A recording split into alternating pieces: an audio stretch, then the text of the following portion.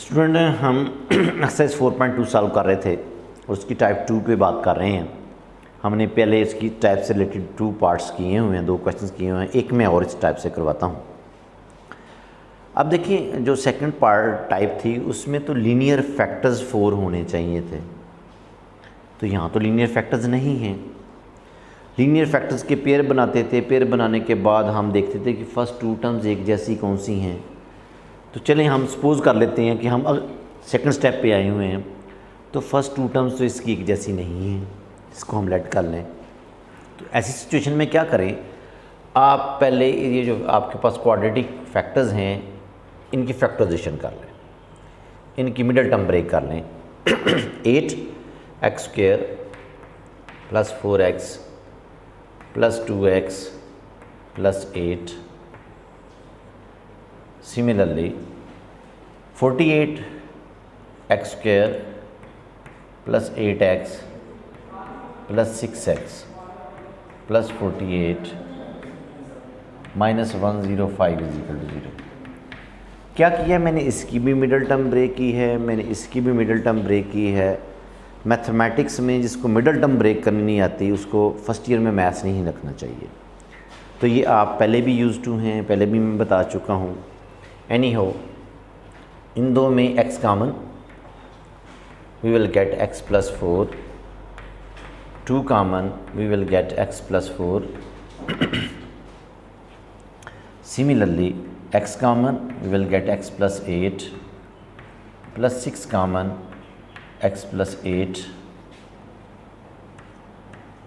105 = 0। यहाँ से x + 4 common, we will get x + 4 × x + 2। इन दोनों में x + 8 common, we will get x + 6 - 105 = 0।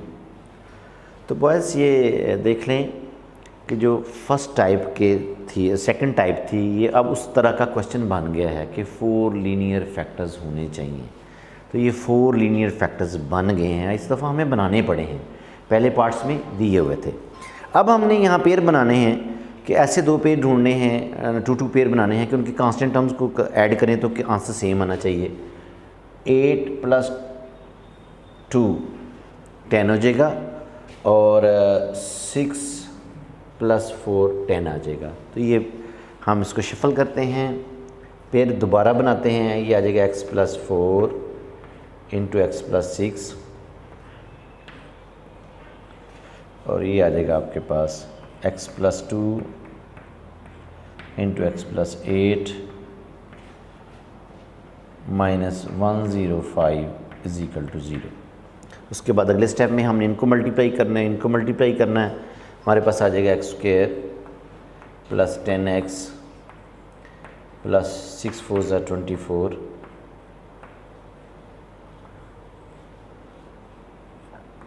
x² + 10x + 16 - 105 = 0। देख लें मल्टीप्लिकेशन के बाद फर्स्ट 2 टर्म्स एक जैसी आ गई हैं, इसका मतलब है कि जो हमने पेयर बनाए हैं वो ठीक बनाए हुए हैं। अब हम क्या करते हैं, इसको सपोज कर लेते हैं, late y = x² + 10x। x² + 10x की जगह पे जब y पुट करेंगे तो ये आएगा y + 24 इंटू, इसकी जगह पे भी y आ गया y + 16 - 105 = 0। इन दोनों को मल्टीप्लाई करें, y² +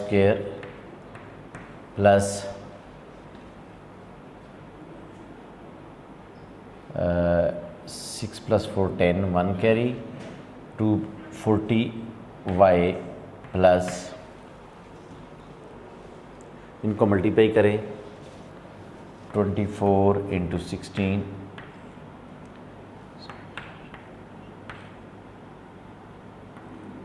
384 - 105 = 0।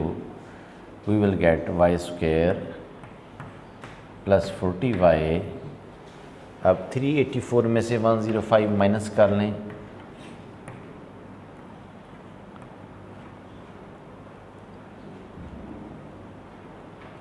$279 plus 279 is equal to 0।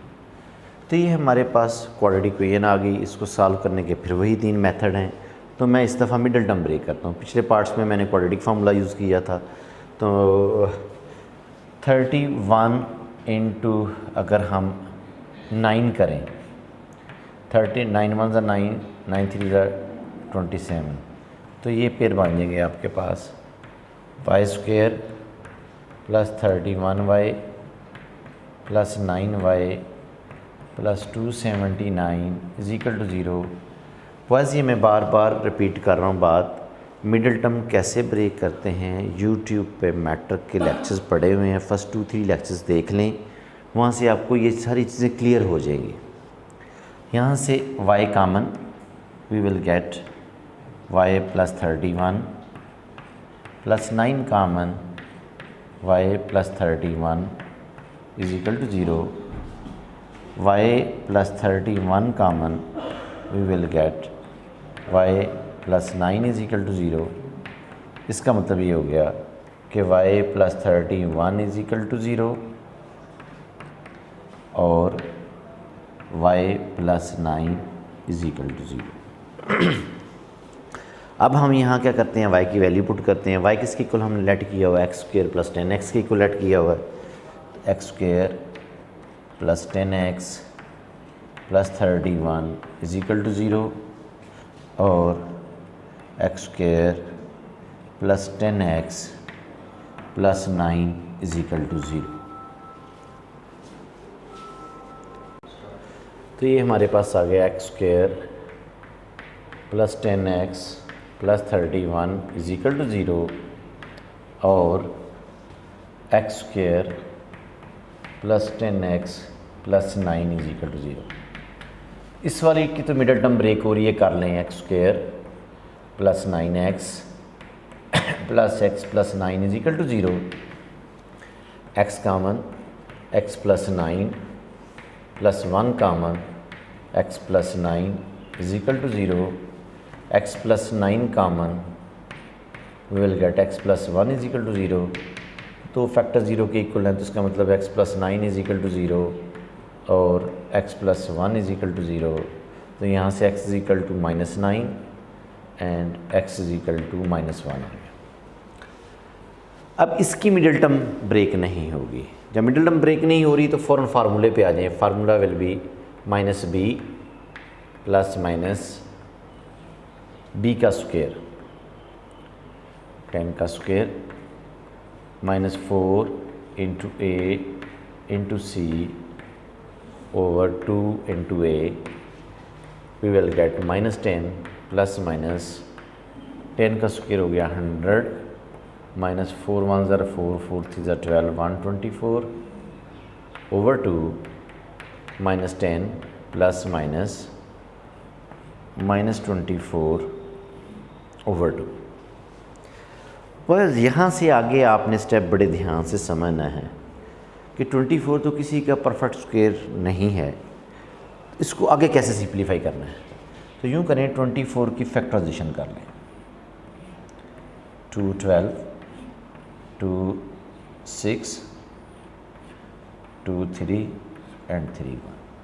तो ये देखें, ये एक पेयर बन रहा है हमारे पास स्क्वायर का। इसको मैं यूँ भी ले सकता हूँ -10 plus -4 into -6 under root over 2। इसको मैंने ब्रेक करके लिखा है। -6 को 4 से मल्टीप्लाई करेंगे -24 आ जाएगा। अब इस 4 का स्क्वायर रूट हम अलहदा ले लेते हैं, -6 का स्क्वायर रूट अलहदा ले लेते हैं, तो हमारे पास आ जाएगा -10 प्लस माइनस, जब 4 का स्क्वायर रूट लेंगे तो वो तो 2 आ जाएगा, अंडर रूट -6। इसका कुछ नहीं हमें पता, हम ऐसे लिख दें ओवर 2। इसके बाद यहीं मैं आगे लेके चलता हूँ इस क्वेश्चन को। इन दोनों में 2 कॉमन ले लें। 2 जब आप कॉमन लेंगे तो आपके पास आएगा -5 प्लस माइनस √-6 ओवर 2, ये 2 इस 2 से कैंसिल हो गया। तो ये x की हमारे पास ये 2 वैल्यूज़ आ गई, -5 प्लस माइनस √-6। एक x की वैल्यू ये थी, एक ये है और 2 ये आ गई हैं। तो ये हमारे पास सॉल्यूशन सेट आ गया -9 -1। जब रेडिकल इक्वेशन आ जाए, टर्म आ जाए, तो हम इकट्ठा ही आंसर लिख लेते हैं, प्लस माइनस √-6। ये हमारा सॉल्यूशन सेट आ गया। स्टूडेंट, अब हम थर्ड टाइप की तरफ जाने लगे हैं। थर्ड टाइप स्टार्ट करने से पहले एक डेफिनेशन है, एक्सपोनेंशियल इक्वेशंस कौन सी होती हैं? Those equations in which variable occurs in exponent. Variable जो है वो एक्सपोनेंट में आता है। मसलन ये है, मैंने क्वेश्चन नंबर 14 लिखा है 2x + 1 इंटू -9 इंटू 2x। तो वेरिएबल कहाँ है? एक्सपोनेंट में है। वेरिएबल कहाँ है? एक्सपोनेंट में है। इसलिए ऐसी इक्वेशंस को कहते हैं हम एक्सपोनेंशियल इक्वेशंस। और ये टोटल 14 क्वेश्चन से लेकर 17 तक क्वेश्चंस हैं। तो क्वेश्चन नंबर 14 मैंने लिखा है, इसको मैं सॉल्व करने लगा हूँ।